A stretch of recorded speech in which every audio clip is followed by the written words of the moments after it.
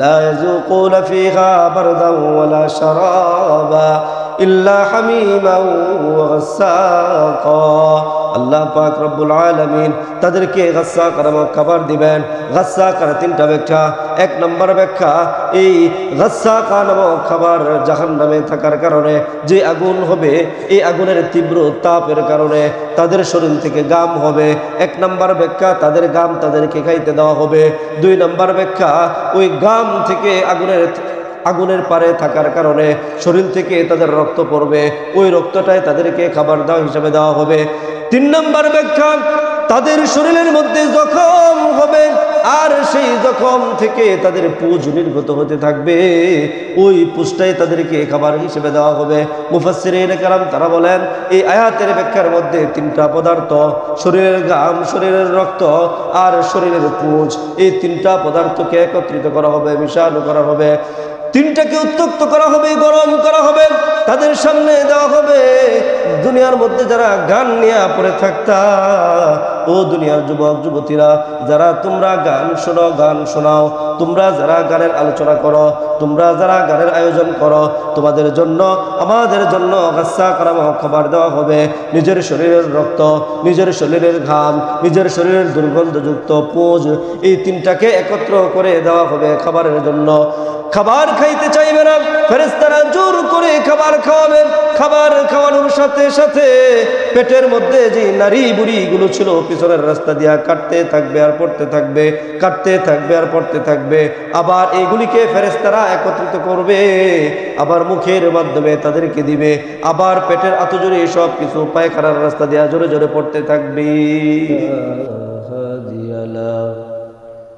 ونشهد أن لا إله إلا الله وحده لا شريك له ونشهد أن سيدنا وسندنا وحبيبنا وطبيب قلوبنا ومولانا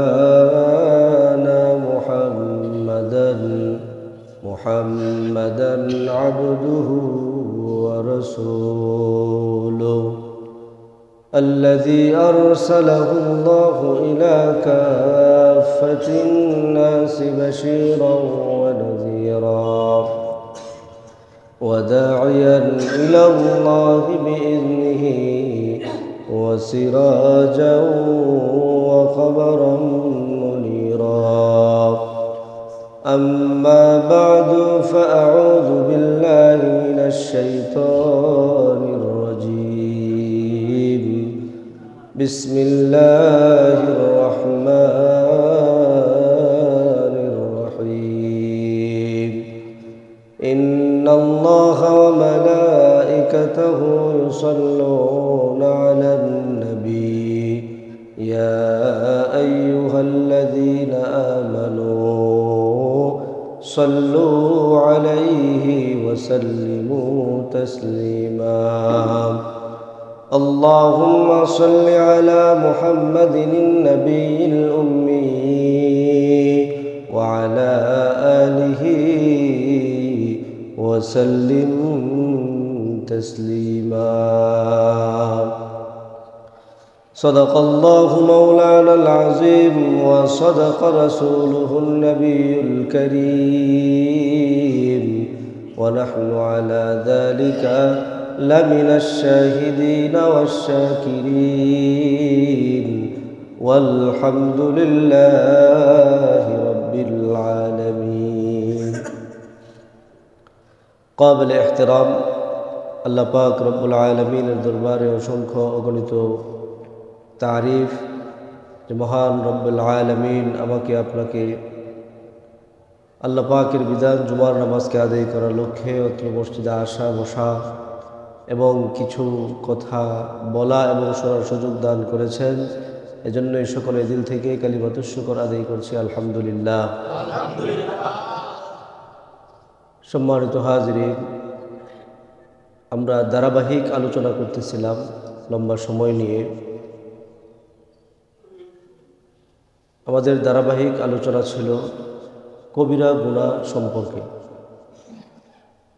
কবিরা গুনাহের ভয়াবহতা কি?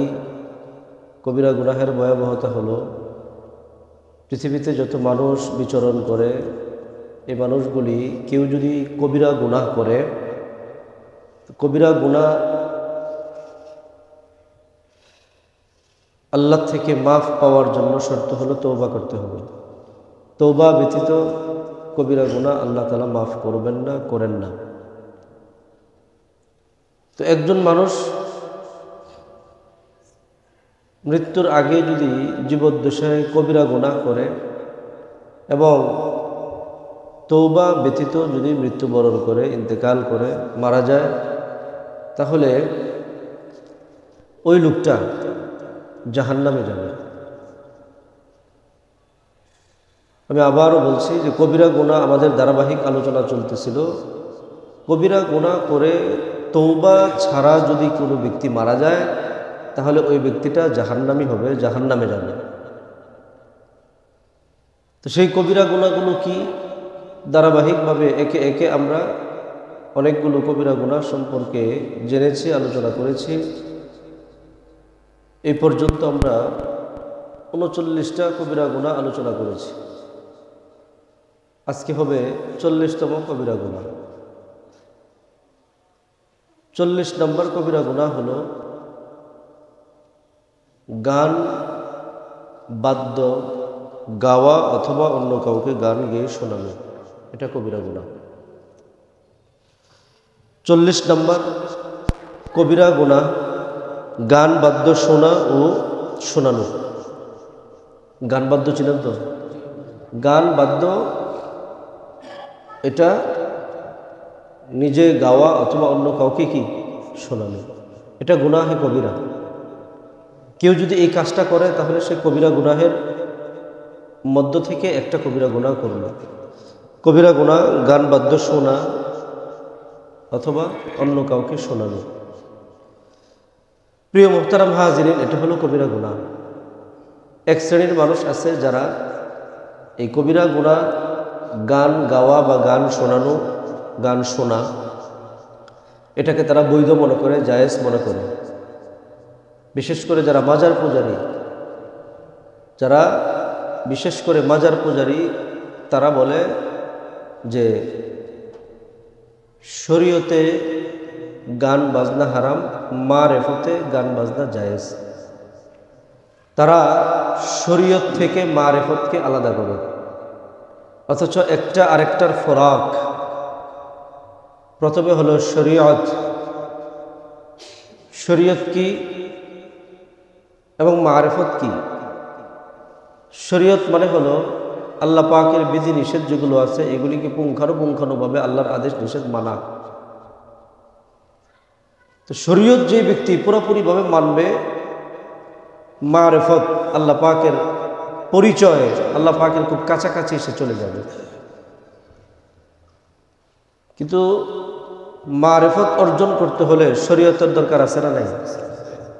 শরীয়তের উপরে আমল ছাড়া মারেফত অর্জন করা কোনোভাবেই সম্ভব না।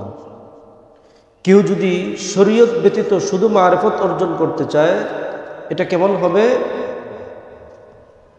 কারো যদি ওযু না থাকে তাহলে নামাজ দুরুস্ত হওয়ার জন্য ওযু শর্ত, পাক পবিত্র। এখন ওযু বানাইতে হলে কি করতে হবে? পানির মাধ্যমে ওযু করতে হবে। এখন সাধারণত এক লোটা এক বদনা পানির মাধ্যমে আমরা কি করি? ওযু করি। এখন সাধারণ পবিত্র পানি ছাড়া এক ড্রাম, এক বালতি গরুর চেনা দিয়ে সে কি করলো? ওযু করলো। শুধু ওযু না, একদম ফুল ফ্রেশ, পুরা শরীর ভিজিয়ে সুন্দর করে গোসল করলো। তো তার এই গোসলের কোনো দাম আছে? কেন? পূর্ব যেই শর্ত তহারাত, পবিত্র পানি দরকার, এই পবিত্র পানিটাই তার নাই। পানি পবিত্র না, পানির পরিমাণ অনেক থাকতে পারে। প্রিয় মুহতারাম হাজিরিন, তাহলে শরীয়ত ছাড়া মারেফত অর্জন করার কোনো কি নাই? সুযোগ নাই। প্রিয় মুহতারাম হাজিরিন, তো এই গান বাজনা অনেকে এটাকে হালাল মনে করে, অথচ এই গান বাজনা শোনা শোনানো উভয়টাই শরীয়তের মানদণ্ডে, ইসলামের মানদণ্ডে এটা হলো হারাম। পবিত্র কুরআনুল হাকিমের 114টা সূরার মধ্যে একটা সূরা আছে, সূরার নাম হলো সূরা লুকমান। কি নাম বললাম? সূরা লুকমান। এই সূরা লুকমানের মধ্যে 6 নম্বর একটা আয়াত আছে। এই আয়াতের মধ্যে আল্লাহ পাক রব্বুল আলামিন তিনি গান বাজনাটা ইসলামের মধ্যে এটা হালাল না হারাম এটা স্পষ্ট ঘোষণা দিয়ে দিয়েছেন।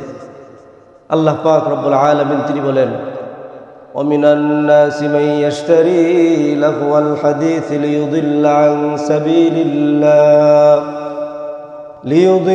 আন সাবিলিল্লাহি বিগাইরি ইলম ওয়া ইয়াত্তাখিযাহা হুজওয়া উলাইকা লাহুম আযাবুম মুহিন। এই আয়াতটা হলো সূরা লুকমানের 6 নম্বর আয়াত। প্রত্যেকটা আয়াত, কুরআনের যে আয়াতগুলো আছে এই আয়াতটা অবতীর্ণ হওয়ার পিছনে একটা কারণ আছে, আর ওই কারণটা কি শরীয়তের পরিভাষায় বলা হয় শানে নুজুল। তো সূরা লুকমানের 6 নম্বর আয়াতের একটা শানে নুজুল আছে, যদিও এই শানে নুজুলটা মোটামুটি অনেকটাই লম্বা।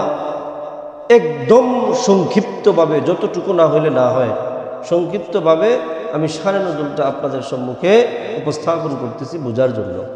তারপরে আমরা আয়াতের ভিতরে ঢুকবো এবং অন্যান্য আলোচনা করব। প্রথমে আপনারা আমাকে একটু সহযোগিতা করেন, শানে নুজুল শব্দটার অর্থ কি? অবতীর্ণ হওয়ার কারণ। বলেন, শানে নুজুল এই শব্দটার অর্থ কি? অবতীর্ণ হওয়ার কারণ। প্রত্যেকটা কোরআনের সূরা এবং প্রত্যেকটা আয়াতের পিছনে একটা কি আছে? কারণ আছে। কেন আল্লাহ এই সূরাটা নাজিল করলেন, কেন আল্লাহ এই আয়াতটা নাজিল করলেন, এটা কি শরীয়তের পরিভাষায় বলা হয় শানে নুজুল। প্রিয় মুহতারাম হাজিরিন, আল্লাহর নবী মুহাম্মদুর রাসূলুল্লাহ সাল্লাল্লাহু আলাইহি ওয়াসাল্লাম মক্কার মধ্যে মানুষদেরকে ইসলামের দাওয়াত দিতেছেন। ইসলামের দাওয়াত অনেকভাবেই দেওয়া যায়। তো অনেকভাবে ইসলামের দাওয়াতের মধ্যে একটা হলো কোরআনের তেলাওয়াত। আল্লাহর রাসূল সাল্লাল্লাহু আলাইহি ওয়াসাল্লাম কোরআনের তেলাওয়াত করেন। তো এখন এই কোরআনের তেলাওয়াত এতটাই শ্রুতিমধুর, আল্লাহর রাসূলের তেলাওয়াত, এই তেলাওয়াতটা কাফেররা যারাই শুনে তারাই আল্লাহর রাসূলের হাতে হাত রেখে বায়াত গ্রহণ করে কালিমা পড়ে মুসলমান হয়ে যায়।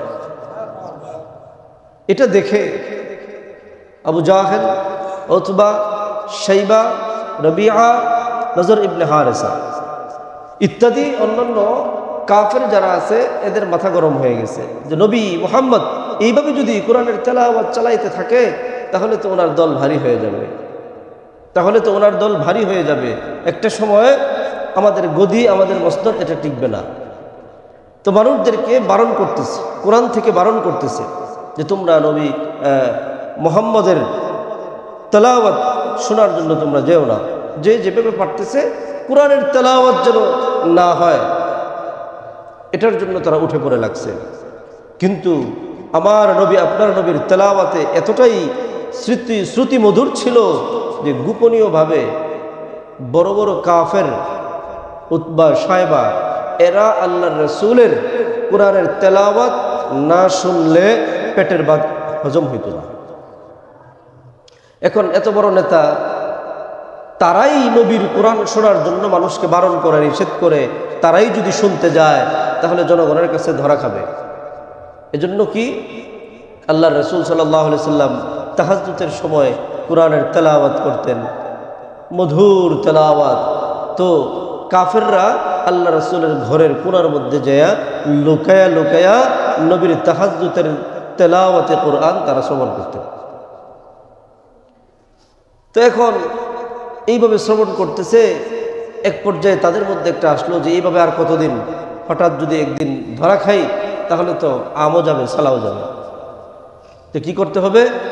যে নবীর তেলাওয়াত, মুহাম্মদের তেলাওয়াত বন্ধ করার জন্য তারা একটা কৌশল অবলম্বন করলো। কি কৌশল? তাদের মধ্যে একজন ছিল, নাম হলো নজর ইবনে হারেস। এই নজর ইবনে হারেস সে ছিল ব্যবসায়িক ব্যক্তি, ব্যবসার মাল পণ্য ক্রয় করার জন্য মক্কা থেকে অনেক দূরে যাইত, সিরিয়া যাইত, অনেক দূরে দূরে যাইত। তো বলল যে দেখো তুমি যদি এই নজর ইবনে হারেস তুমি তো ব্যবসায়িক কাজে অনেক দূরে সফর করতে যাও, তো যদি তোমার চোখের সামনে জানাশোনা কোনো গায়িকা কিনতে পাওয়া যায় তাহলে তুমি গায়িকা কিনে নিয়ে আসবা। তো গায়িকা তো ভাড়া হয়, কিনে আবার কেমনে? কারণ তৎকালীন সময়ে গোলাম বেচাকেনা করা হইতো, মানুষ বেচাকেনা করা হইতো। তো নজর ইবনে হারেসাকে বলা হইল যে তুমি দূরে যে ব্যবসা করার জন্য যাও, তো সেখান থেকে যদি কোনো গায়িকাকে তুমি দেখতে পাও তাহলে ক্রয় করে নিয়ে আসবা। তো নজর ইবনে হারেসা ব্যবসায়িক কাজে বিভিন্ন জায়গায় যায়, লক্ষ্য রাখতেছে, একদিন হঠাৎ করে পেয়ে ফেলছে। তো সাথে সাথে সে একটা বাদী ক্রয় করে নিয়ে আসছে। তো সেই বাদী ক্রয় করে নিয়ে আসার পরে এখন সেই বাদী সে তো আর কোরআন হাদিসের আবৃত্তি করে না, সে কিসের আবৃত্তি করে? বিভিন্ন কিস্সা কাহিনী বলে, পূর্বের যুগের রাজা বাদশাদের কাহিনী বলে, সুন্দর কণ্ঠে বলে, মানুষজন জড়ো হয়ে শুনে। কেন? নজর ইবনে হারেসাকে বাদী ক্রয় করার জন্য, গায়িকা ক্রয় করার জন্য যে পাঠালেন, হুকুম দিলেন, এটার কারণ কি? যাতে করে কোরআনের সাথে টক্কর হয়, কোরআনের শ্রবণের জন্য যেন মানুষ না যায়, মানুষ যেন গান শোনার জন্য নজর ইবনে হারেসার ক্রয়কৃত যে গায়িকা তার গান যেন, তার কবিতা যেন সবাই শুনে, কোরআন থেকে যেন বিমুখ হয়, এটার জন্যই মূল উদ্দেশ্য ছিল। তাহলে বুঝে থাকলে একটু বলেন, এই যে গায়িকা ক্রয় করছিল, এই গায়িকাটা কিসের জন্য তারা ক্রয় করছিল? কোরআন নবীর তেলাওয়াত যেন না শুনতে পারে, মানুষ যেন কোরআনের তেলাওয়াত না শুনতে পারে, মানুষ যেন কোরআনের তেলাওয়াতের দিকে ধাবিত না হয়, এজন্য তারা কোরআনের বিরুদ্ধাচরণ করার জন্য, কোরআন থেকে মানুষকে বিমুখ করার জন্য এই গায়িকা ক্রয় করে এখানে আইনা তারা কবিতা আবৃত্তি শুনতেছিল। এতটুকু বুঝছেন? এই হলো সূরা লুকমানের একেবারে যতটুকু না বললে নাই হয়, এটা হলো এই ৬ নম্বর আয়াত, সূরা লুকমানের ৬ নম্বর আয়াতের শানে নজুল। প্রিয় মুহতারাম হাজিরিন, এবার আসেন সূরা লুকমানের এই ৬ নম্বর আয়াতের মধ্যে আল্লাহ পাক রব্বুল আলামিন কি বলেন? আল্লাহ পাক রব্বুল আলামিন এই আয়াতের মধ্যে বলেন, ওয়ামিনান নাসি মান ইয়াশতারি লাহুল হাদিস ওয়ামিনান নাসি মান ইয়াশতারি লাহুল হাদিস লিয়ুদিল্লা আন সাবিলিল্লাহি বিগাইরি ইলম ওয়া ইয়াত্তাখিযাহা হুজওয়া উলাইকা লাহুম আযাবুম মুহিন। আল্লাহ পাক রব্বুল আলামিন পবিত্র কোরআনের সূরা লুকমানের ৬ নম্বর আয়াতের মধ্যে বলেন, আল্লাহ পাক রব্বুল আলামিন তিনি বলেন, কতিপয় এমন লোক আছে যারা মানবদেরকে কোরআনে কারীমের তেলাওয়াতের শ্রবণ থেকে দূরে সরায় দেওয়ার জন্য তারা গান বাদ্য, এই গান আর বাদ্যকে তারা অবলম্বন করবে, ডুল তবলাকে তারা অবলম্বন করবে। এই আয়াতের মাধ্যমে আল্লাহ পাক রব্বুল আলামিন বলতেছেন যে কতিপয় মানুষ এমন হবে বা এমন কিছু লোক আছে যারা মানুষকে কোরআন থেকে দূরে সরানোর জন্য গান, বাদ্য যন্ত্র এইগুলিকে তারা অবলম্বন করবে, ক্রয় করবে। তাহলে এই আয়াতের মাধ্যমে গান বাদ্য হালাল না হারাম প্রমাণিত হইল? হারাম। প্রিয় মুহতারাম হাজিরিন, অপর আরেকটা আয়াত আছে সূরা বনী ইসরাঈলের ৬৪ নম্বর আয়াত। এই আয়াতের মধ্যে আল্লাহ পাক রব্বুল আলামিন তিনি গান বাজনা এটা যে হারাম এই ঘোষণাটাও আল্লাহ তাআলা দান করছেন। কি? আল্লাহ বলেন, ওয়াস্তাফজিজ মান ইসতাতা'তা মিনহুম বিসাউতিকা ওয়াস্তাফজিজ মান ইসতাতা'তা মিনহুম বিসাউতিকা। আল্লাহ পাক রব্বুল আলামিন তিনি শয়তানকে সম্বোধন করে বলেন, হে শয়তান, তুমি তোমার যে আওয়াজ এই আওয়াজের মাধ্যমে তুমি যাকে পারো আমার নেককার পরহেজগার বান্দা বান্দি তাদেরকে সত্যচ্যুত করো। আল্লাহ চ্যালেঞ্জ গ্রহণ করছেন।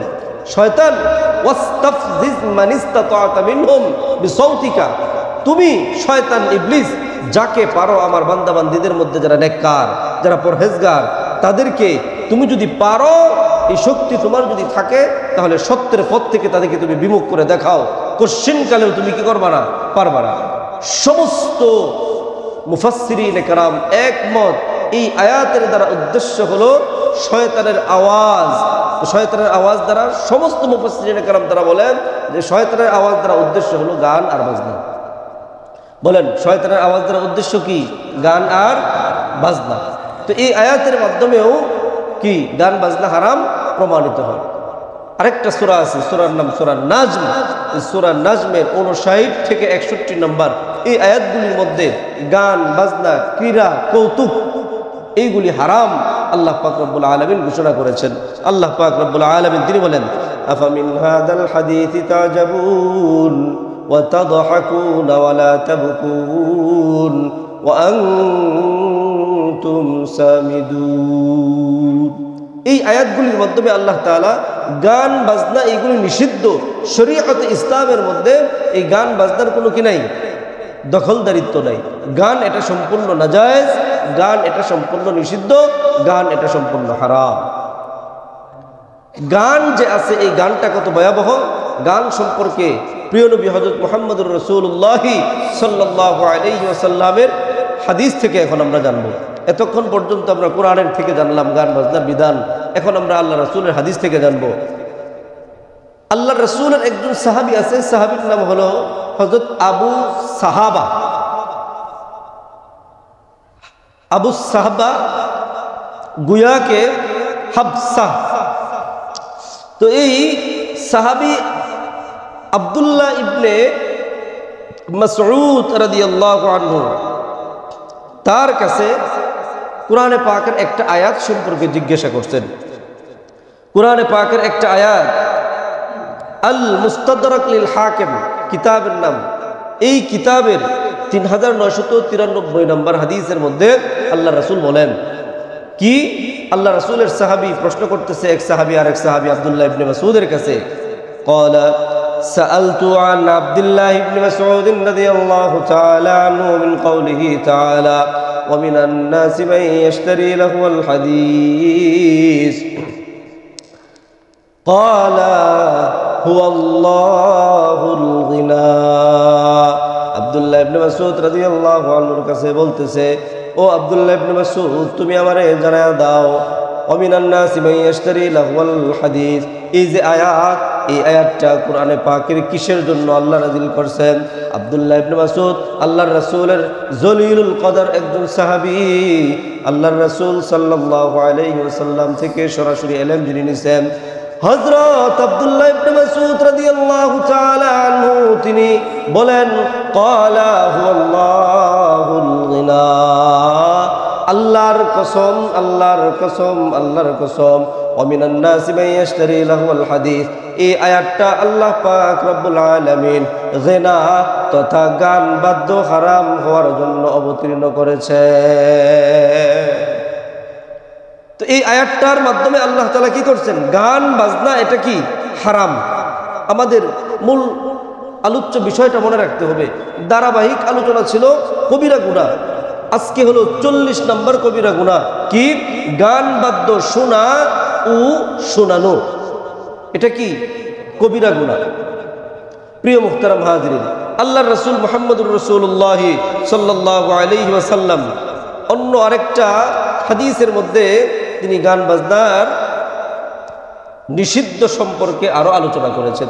বুখারী শরীফের 837 নম্বর হাদিসের মধ্যে আল্লাহ রাসূল মুহাম্মদুর রাসূলুল্লাহ সাল্লাল্লাহু আলাইহি ওয়াসাল্লাম তিনি বলেন, ক্বালা আন-নবী সাল্লাল্লাহু আলাইহি ওয়াসাল্লাম লা ইয়াকুনুন্না মিন উম্মতি আকওয়াম ইস্তাহিল্লুনা আল-হাররা ওয়াল হারিরা ওয়াল খামরা ওয়াল মাআজিফ আও কামা ক্বালা আন-নবী আলাইহিস সালাতু ওয়াস সালাম। আল্লাহর নবী মুহাম্মদুর রাসূলুল্লাহ সাল্লাল্লাহু আলাইহি ওয়াসাল্লাম তিনি বলেন, লা ইয়াকুনুন্না মিন উম্মতি আকওয়াম, আমার উম্মতের মাঝে এমন কিছু লোক থাকবে, আমার উম্মতের মাঝে এমন কিছু সম্প্রদায় থাকবে যে সম্প্রদায় তারা মদ, গাঁজা, মদ এবং বাদ্যযন্ত্র, রেশমের কাপড় এইগুলিকে তারা বৈধ মনে করবে, হালাল মনে করবে। যদি গান বাদ্য হালাল হইতো তাহলে আল্লাহর রাসূল এটা বলার কোনো দরকার ছিল না। না না, আল্লাহর রাসূল বলেন আমার উম্মতের মাঝে এমন কিছু উম্মত থাকবে যারা গান বাজনা এটাকে তারা হালাল মনে করবে, যারা বাদ্যযন্ত্র এটাকে হালাল মনে করবে, মদ গাঁজা এটাকে তারা হালাল মনে করবে, রেশম এটাকেও তারা হালাল মনে করবে। অথচ এটা কি হারাম। আল্লাহর রাসূল বলেন যে গান বাজনা এটা কি হারাম, কিন্তু আমার উম্মতের মাঝে এমন কিছু উম্মত থাকবে যারা এই গান বাজনাটাকে কি মনে করবে, হালাল মনে করবে, অথচ এটা হারাম। প্রিয় মুহতারাম হাজিরিন, অন্য আরেকটা হাদিস আছে, হাদিসের মধ্যে আল্লাহ রাসূল সাল্লাল্লাহু আলাইহি ওয়াসাল্লাম তিনি বলেন, রুহুল মাআনির 67 নম্বর পৃষ্ঠার মধ্যে বর্ণিত হয়েছে, قال النبي صلى الله عليه وسلم الغناء ينفق النفاق في القلب كما ينبت الماء القلب। আল্লাহর রাসূল মুহাম্মদুর রাসূলুল্লাহ সাল্লাল্লাহু আলাইহি ওয়াসাল্লাম তিনি বলেন, গান বাজনা এটা হলো মানুষের অন্তরের মধ্যে কপটতা সৃষ্টি করে, বক্রতা সৃষ্টি করে, নেফাক সৃষ্টি করে। জমিনের মধ্যে পানি যেমন শস্য উৎপাদন করে, কথা বলেন ঠিক না ঠিক? জমিনের মধ্যে পানি এমন যে জমিনের মধ্যে পানি যদি দেওয়া হয়, পানি দেওয়ার পরে ওই জমিনের মধ্যে যখন বীজ বপন করা হয় তখন সেখান থেকে অঙ্কুর বেশি উঠে। ঠিক তদ্রূপভাবে আল্লাহর নবী মুহাম্মদুর রাসূলুল্লাহ সাল্লাল্লাহু আলাইহি ওয়াসাল্লাম তিনি বলেন, গান বাজনা এটা হলো এমন একটা নাপাক, এটার দ্বারা মানুষের অন্তরের মধ্যে আল্লাহ নাপাক তৈরি করে দেয়। গান বাজনা হালাল না হারাম? হারাম। প্রিয় মুহতারাম হাজিরিন, সমাজের এক শ্রেণীর উঠতি বয়সের বিশেষ করে উঠতি বয়সের তরুণ যারা আছে তারা অবসর সময়টাকে সুবর্ণ সুযোগ মনে করে অবসর সময় কাটানোর অন্যতম হাতিয়ার বেছে নিছে তারা, যে আমরা অবসর সময়ে তোমরা কিভাবে কাটাও, অবসর সময়ে তোমরা কি করো, তখন এটার প্রতি উত্তরে বলে অবসর সময় আমরা গান শুনি, মিউজিক শুনি।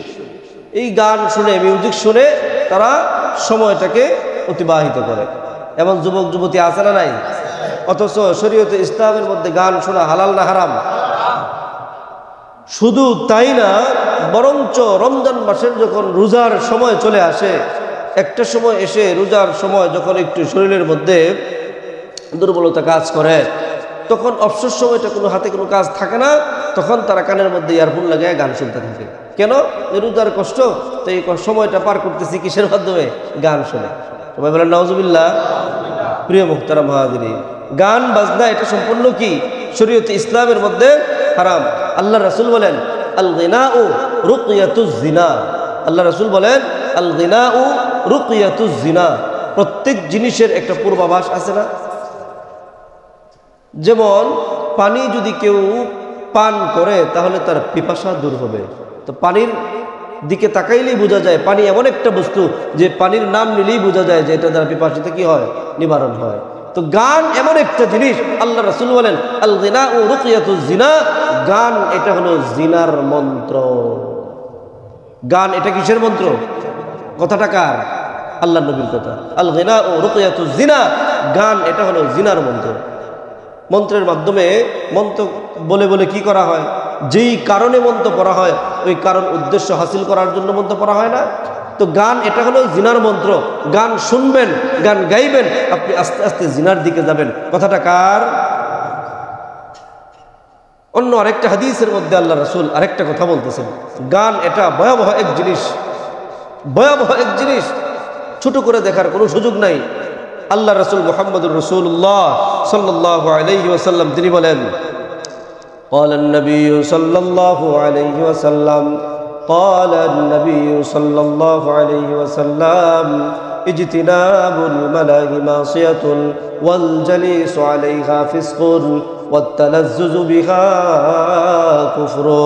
আল্লাহর নবী মুহাম্মদুর রাসূলুল্লাহ সাল্লাল্লাহু আলাইহি ওয়াসাল্লাম তিনি বলেন, হে আমার উম্মতের সম্প্রদায়, খবরদার খবরদার, তোমরা গানের ধারে কাছেও যাইবা না। আগের হাদিস থেকে জানলাম আল গিনাউ রুকিয়াতুজ জিনা, যখন তোমরা গানের দ্বারস্থ হইবা, গান শুনবা, গানের আয়োজন করবা, তখন তোমরা তোমাদের নিজেদেরকে কন্ট্রোল করতে পারবা না, তখন তোমাদের দ্বারা জিনার মতো বড় বড় গুনাহ হয়ে যাবে। আল্লাহর রাসূল বলেন ইজতিনাবুল মালাহি মাসিয়াতুন ওয়াল জালিসু আলাইহা ফিসকুন ওয়াত তালাজ্জুজু বিহা কুফরুন। আল্লাহর নবী মুহাম্মদুর রাসূলুল্লাহ সাল্লাল্লাহু আলাইহি ওয়াসাল্লাম তিনি বলেন, হে আমার উম্মত, তোমরা যারা গানের আয়োজন করবা তোমরা ফাসিকের মতো হয়ে যাইবা। তোমরা যারা গান শুনবা তোমরা কবিরা গুনাহের মধ্যে ডুববা। আর তোমরা গান শুনে অথবা গান গাওয়ার পরে যাদের মধ্যে লজ্জত চলে আসবে, যাদের মধ্যে ইশক চলে আসবে, আনন্দ চলে আসবে, আল্লাহর রাসূল বলেন ওয়াল কুফরুন, তারা বেঈমানের মতো হয়ে যায়, বেঈমানের মতো। তো এই হাদিসের ব্যাখ্যার মধ্যে মুহাদ্দিসিনে কেরাম তারা বলেন যে গান মূলত এটা আবির্ভাব থেকে ওই মনে আসেনি, সূরা লুকমানের 6 নম্বর আয়াতের শানে নজুলে বলছিলাম না, কাফেররা ঐক্যবদ্ধ হয়ে একজন ব্যক্তির নাম হলো নজর ইবনে হারেস, এই নজর ইবনে হারেসকে কোরআন পাঠের সাথে, কোরআন শ্রবণের সাথে টক্কর দেওয়ার জন্য, কোরআনের তেলাওয়াত বন্ধ করার জন্য, কোরআনের কার্যক্রম শ্রবণ বন্ধ করার জন্য নজর ইবনে হারেসা পারস্য থেকে গায়িকা ক্রয় করে আনছিল। তো এবার বুঝে থাকলে বলেন, তো নজর ইবনে হারেস সে কি ইমানদার না কাফের? আবু জাহেল ইমানদার না কাফের? উতবা আবু জাহেল তারা ইমানদার না কাফের? সায়বা ইমানদার না কাফের? আল্লাহর রাসূল বলেন ইজতিনাবুল মালাহি মাসিয়াতুন ওয়াল জালিসু আলাইহা ফিসকুন ওয়াত তালাজ্জুজু বিহা কুফরুন। গান শোনার পরে, গান গাওয়ার পরে যার শরীরের মধ্যে আনন্দ লাগবে, মজা লাগবে, ইশক উঠবে, তারা বেঈমানের মতো না, তারা সরাসরি বেঈমান, আবু জাহেল উতবার মতো বেঈমান, সরাসরি বেঈমান। তাদের মধ্যে ঈমান বলতে আর কিছু থাকবে না। তাহলে এই গান শোনার সুযোগ আছে? প্রিয় মুহতারাম হাজিরিন, আমরা বুঝলাম এবং জানলাম কি গান গাওয়া ইসলামের অনুমোদন নেই, গান গাওয়া এটা সম্পূর্ণ হারাম। কথা বলেন ঠিক না বেঠিক? প্রিয় মুহতারাম হাজিরিন, এখন এই গান যারা গাইবে, এতক্ষণের আলোচনার দ্বারা বুঝলাম যে গান এটা হলো ইসলামের দৃষ্টিতে কি নিষিদ্ধ। এখন নিষিদ্ধ হওয়ার পরেও কেউ যদি এই গান গায় তাহলে তার একটা বিনিময় আছে না? প্রত্যেক কাজের একটা বিনিময় তো আছে। প্রত্যেক কাজের ভালো কাজ হইলে বিনিময় ভালো, আর যদি মন্দ কাজ হয় তাহলে এটার বিনিময়টাও কি মন্দ। কথা বলেন ঠিক না বেঠিক? ভালো কাজের ফলাফল কি হয়? ভালো হয়। মন্দ কাজের ফলাফল কি হয়? মন্দ হয়। না এই কোনো পাগল কি এমন আছে যেটা অস্বীকার করবে? পৃথিবীতে এমন কোনো পাগল এখনো হয় নাই। ভালোর ফলাফল সবসময় ভালো, মন্দের ফলাফল সবসময় মন্দ হয়।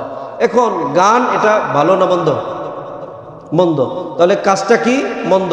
এরপরেও যারা এটা করবে তাদের জন্য কুফল, তার মানে মন্দ একটা ফল আছে না নাই?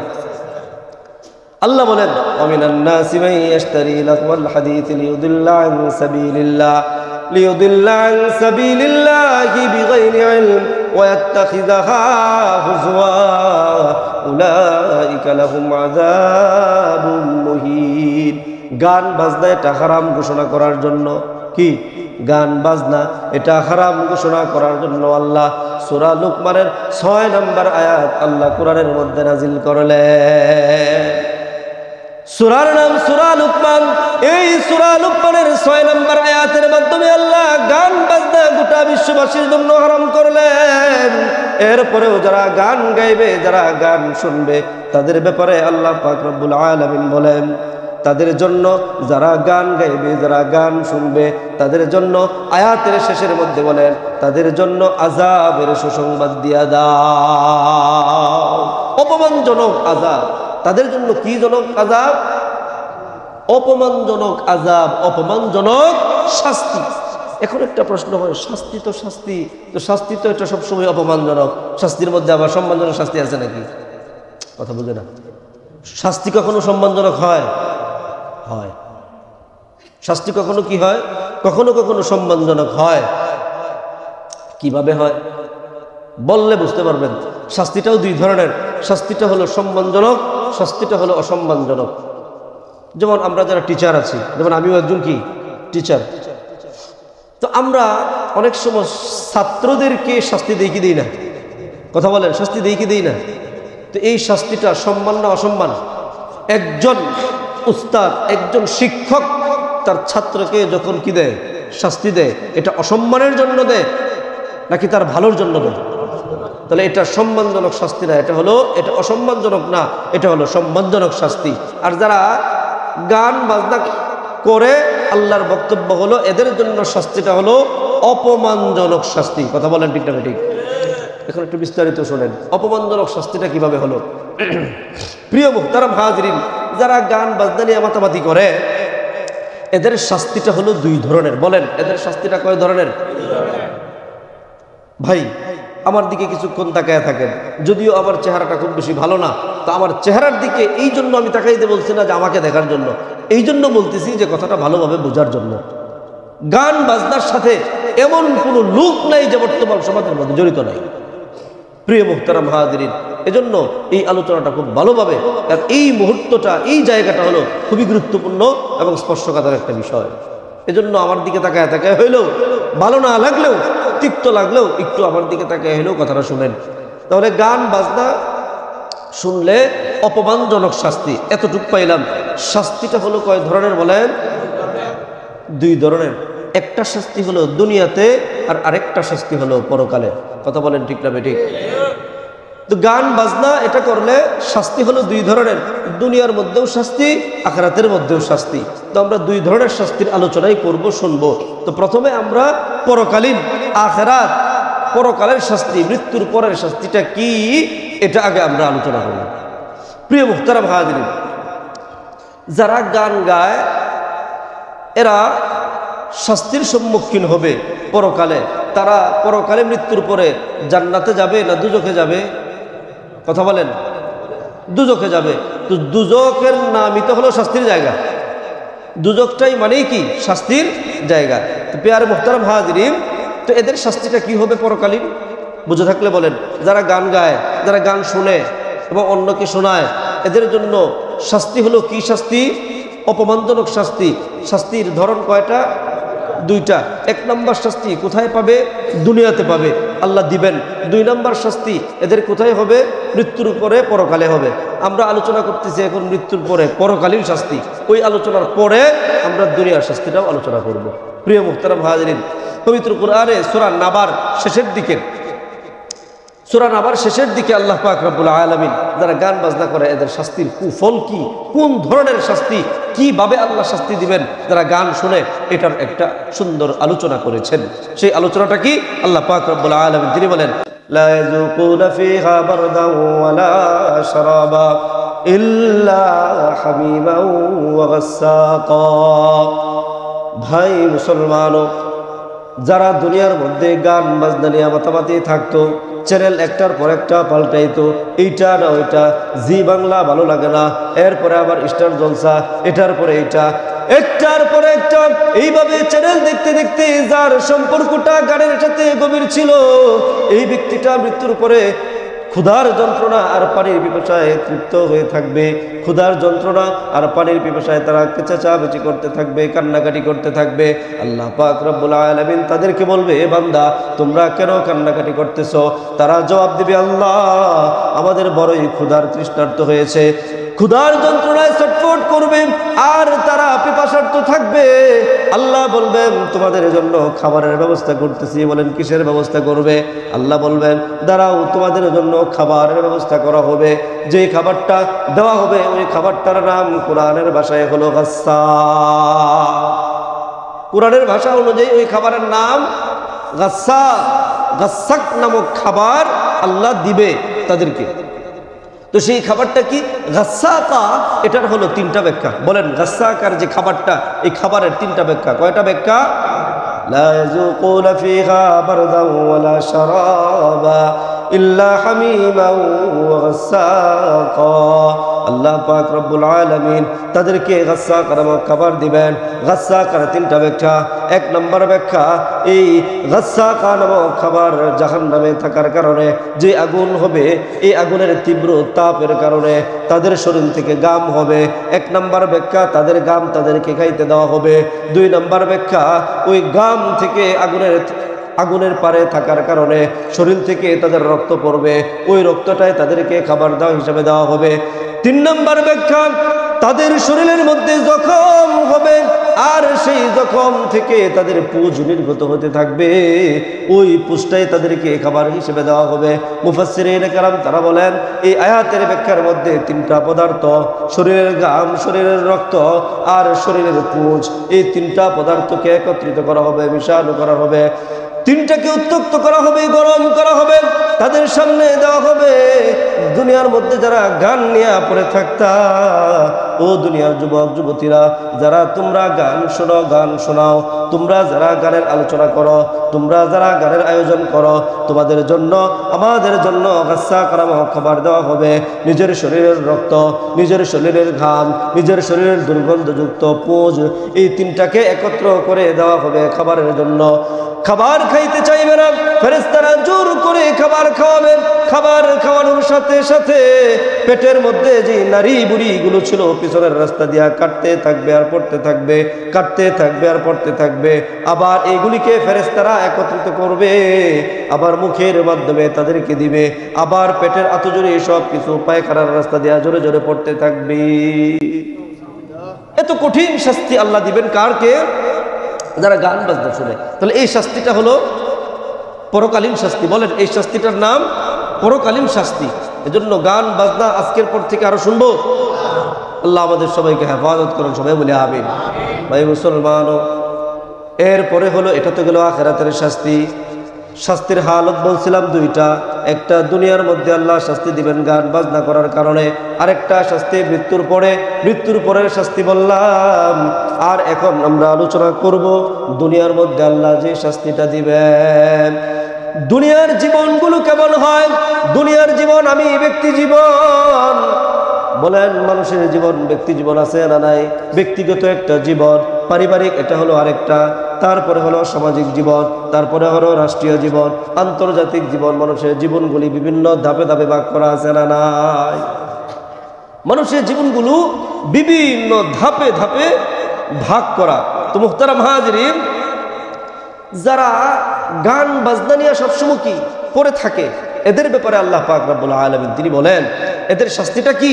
এদের শাস্তি হলো যে আল্লাহ পাক রব্বুল আলামিন আমাদের প্রত্যেককেই মেধা দিছে। কথা বলেন, কি দিছে? মেধা দিছে। এই মেধার মাধ্যমে আমি একজনকে চিনি, মেধার মাধ্যমে ভালোকে ভালো বলি, মেধার মাধ্যমে মন্দকে মন্দ বলি, মেধার মাধ্যমে হালালকে হালাল, হারামকে হারাম পার্থক্য করতে পারি। কথা বলেন, ঠিক না বেঠিক? প্রিয় মুহতারাম হাজিরিন, আর এখন আমাদের কি এই গান ভালো লাগে না ওই গান ভালো লাগে, অমুক শিল্পী ভালো লাগে না অমুক শিল্পী ভালো লাগে, বাঙালি ভালো লাগে না ভারতী ভালো লাগে, ভারতী ভালো লাগে না পপ ভালো লাগে, একের পর এক এইভাবে কি করতে থাকে? টিভির চ্যানেল পাল্টাইতে থাকে। আল্লাহ পাক রব্বুল আলামিন দুনিয়ার শাস্তি এক নম্বর হলো, আল্লাহ বলেন, বান্দা তোমাকে আমি মেধা দিয়েছিলাম কোরআন বোঝার জন্য। কথা বলেন, ঠিক না বেঠিক? তোমাকে আমি মেধা দিয়েছিলাম কোরআন বোঝার জন্য, আর তুমি কোরআন না বুঝে এই মেধার মধ্যে শুধু কানের মধ্যে গান আর গান, মেধার মধ্যে শুধু গান আর আর গান। এজন্য আল্লাহ বলেন, না জানি কখন আল্লাহ পাক দুনিয়ার এক নম্বর শাস্তি গান বেশি বেশি শোনার কারণে, গানের সাথে সম্পর্ক রাখার কারণে হয়তোবা আল্লাহ আমাদের মেধা শক্তি লুপ করে দিবেন, আল্লাহ আমাদেরকে পাগল বানায়া দিবে। পাগলের কোনো দাম আছে? কথা বলেন, পাগলের কোনো দাম আছে? যখন পাগল যায় তখন মানুষ কি করে? ওই যে পাগল যায়, পাগল। এটা কি সম্মান না অপমান? এটা মান না অপমান? তুই যে আল্লাহ যে বলছিলেন যারা গান বাজনা শুনে শোনায় এদের জন্য আমি আল্লাহ পাক অপমানজনক শাস্তি, এর দুনিয়ার এক নম্বর শাস্তি হলো পাগল বানিয়ে দিবে আল্লাহ। না জানি কখন কোন মুহূর্তে আপনাকে আমাকে আল্লাহ পাগল বানিয়ে দেয়। এজন্য গান শুনবো তো না শুনবো না? হ্যাঁ, আজকের পর থেকে আর গান শুনবো না। দুই নম্বর শাস্তি। এক নম্বর কি গেল? ব্যক্তি জীবনে আল্লাহ মেধা দিয়েছে কোরআন বোঝার জন্য, তো সেই মেধা দিয়ে কোরআন না বুঝে আমরা গান নিয়ে পড়ে থাকি, হয়তোবা যে কোনো মুহূর্তে আল্লাহ অসন্তুষ্ট হবে আর আল্লাহ আমাদের মেধা লুপ করে পাগল বানিয়ে দিতে পারে। দুই নম্বর শাস্তি, গান যারা শুনে স্বামী আর স্ত্রীর মধ্যে আল্লাহ পাক রব্বুল আলামিন কি দিবেন না? শান্তি দিবেন না, মিল মোহাব্বত দিবেন না।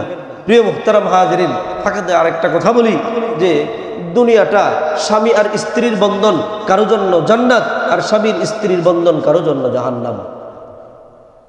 যারা বোঝার তারা বুঝে নিছেন, যারা বোঝার তারা বলেছেন। ভাই মুসলমানও, দুনিয়ার জমিনের 1 নম্বর শাস্তি আল্লাহ বলেন, মেধা দিলাম তোমাকে কোরআন বোঝার জন্য, এই মেধা দিয়ে তুমি কোরআন না বুঝে তুমি গান বাজনার পিছনে দৌড়াইলা, হয়তোবা আমি আল্লাহ যখন আমার ধৈর্যের বাঁধ ভেঙে ফেলবো তখন আমি আল্লাহ তোমার পাগল বানায় দিতে পারি। 2 নম্বর শাস্তি আল্লাহ পাক রব্বুল আলামিন তিনি বলেন, পারিবারিক জীবন হলো 2 নম্বর জীবন। স্বামী আর স্ত্রীর মাঝে মিল থাকবে না, যার কারণে স্বামী স্ত্রীর মাঝে মিল থাকবে না, যার কারণে পাশের বাসার লোক তাদেরকে তিরস্কার করবে। এটা মান না অপমান? পাশের বাড়ির মানুষ আমাকে পছন্দ করলো না, এটা আমার জন্য অপমান। স্বামী আর স্ত্রী ঝগড়াটা কেন হবে? স্বামী আর স্ত্রীর ঝগড়াটা এই জন্য হবে, স্বামী বলবে এখন আমি বাঙালি গান শুনবো, স্ত্রী বলবে না না আমি এখন ভারতের গান শুনবো। এই 2 স্বামী আর স্ত্রীর মধ্যে ঝগড়া হবে। ঝগড়ার কারণে পাশের বাসার লোকগুলি তারা কি করতে পারবে না? ঘুমাইতে পারবে না। ঝগড়ার কারণে পাশের বাসার মানুষগুলো শান্তিতে বসবাস করতে পারবে না। এজন্য আমার নবী, দয়ার নবী, মায়ার নবী তারা বলেন, এবং বিশেষ করে হাদিসের মুহাদ্দিসিন কেরাম তারা বলেন যে দুনিয়ার জমিনের 2 নম্বর শাস্তি হলো যারা বেশি বেশি গান বাজনা শুনবে। দুনিয়ার জমিনের মধ্যে 2 নম্বর শাস্তি, স্বামী স্ত্রীর মধ্যে মিল থাকবে না এবং তারা অন্য মানুষ থেকেও তারা অপমানের শিকার হবে। 3 নম্বর দুনিয়ার জমিনের শাস্তি কি?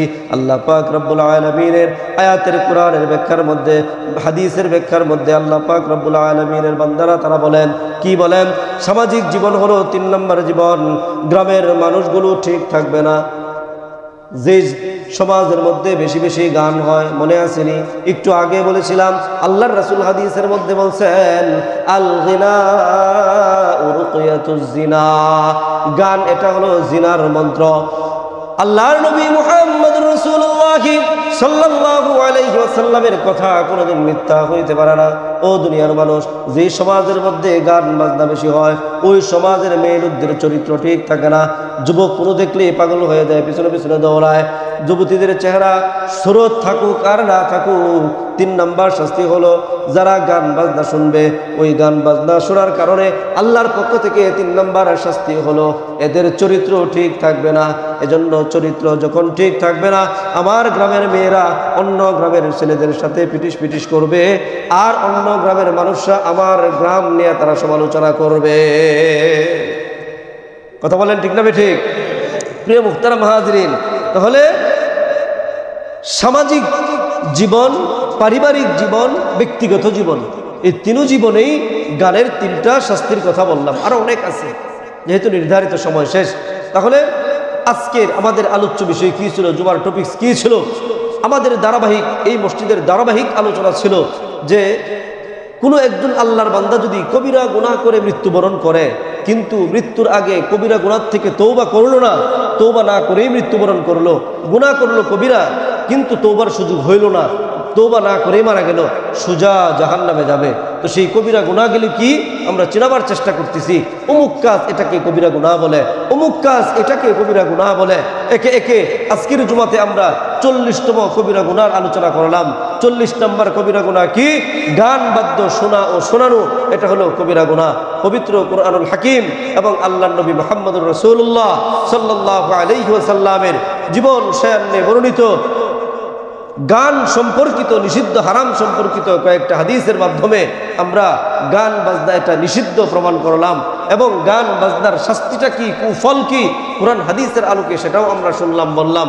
তো এখন সিদ্ধান্ত আপনার যে আপনি গান শুনবেন নাকি শুনবেন না। সিদ্ধান্ত আমার, আমি গান শুনবো কি শুনবো না। কথা বলেন ঠিক না বেঠিক? তাহলে আমরা আজকের এই পবিত্র মিম্বর থেকে আরেকটা স্লোগান দিতে চাই, যদি আপনারা আমাকে সহায়তা করেন। করবেন? সহায়তা করবেন? সহায়তাটা কি? গান বাজনা শরীয়তে ইসলামের মধ্যে হালাল না হারাম? খুব খেয়াল করে বলেন, গান বাজনা শরীয়তে ইসলামে হালাল না হারাম? তো এই গান বাজনা যে করবে সেও গুনার ভাগীদার হবে, এবং এই গান বাজনা যে শুনবে সেও সমান গুনার ভাগীদার হবে। কথা বলেন ঠিক না বেঠিক? তাহলে এখন আজকের পরে আমাদের এই সমাজের মধ্যে, আমাদের এই মসজিদভুক্ত এরিয়ার মধ্যে কোথাও আমরা গান বাজনা হইতে দেব না ইনশাআল্লাহ। যদি আমাদের এই সমাজের মধ্যে কোথাও কোনো গান বাজনার আয়োজন করা হয়, সে যত উপরের মহলের লোকে থাকুক না কেন, যতদিন পর্যন্ত শরীরের উপর শিরার মধ্যে ধ্বনির মধ্যে রক্ত থাকবে, ততদিন পর্যন্ত হারাম এবং অন্যায়ের সাথে আমাদের কোনো আপোষ নাই। কথা বলেন ঠিক না বেঠিক? সম্মানিত হাজিরিন, যদি এই মসজিদের সর্বোচ্চ সরদ পর্যন্ত, সর্বোচ্চ নেতা পর্যন্ত যদি তার বাড়ির মধ্যেও যদি কোনো অনুষ্ঠান হয়, কোনো গান বাজনা হয়, যত বড় ব্যক্তি থাকুক না কেন, যত লম্বা ব্যক্তি থাকুক না কেন, গান বাজনা যেখানে প্রতিরোধ করে তুলবো আমরা সেখানে। কথা বলেন ঠিক না বেঠিক? তাহলে আজকের এইখান থেকে আমাদের স্পষ্ট ঘোষণা, এই নলজানি বাইতুল ইজ্জার এরিয়ার মধ্যে কোনো প্রকারের কোনো গান বাজনা এলাও হবে না। কথা বলেন ঠিক না বেঠিক? তা আপনারা ওয়াদা দেন। কোথাও যদি গান বাজনা হয়, খতিব সাহেব বা মসজিদের ব্যানারে যদি আপনাদেরকে ডাক দেয় যে এই গান বাজনা বন্ধ করার জন্য, আমরা সেখানে যাব, আপনাদেরকে পাওয়া যাবে। আল্লাহ আমাদের সবাইকে আমলের তৌফিক দান করেন। সুবহানাল্লাহি বিহামদিহি, সুবহানাকাল্লাহুম্মা ওয়া বিহামদিকা, আশহাদু আল্লা ইলাহা ইল্লা আনতা আস্তাগফিরুকা ওয়া আতুবু ইলাইক।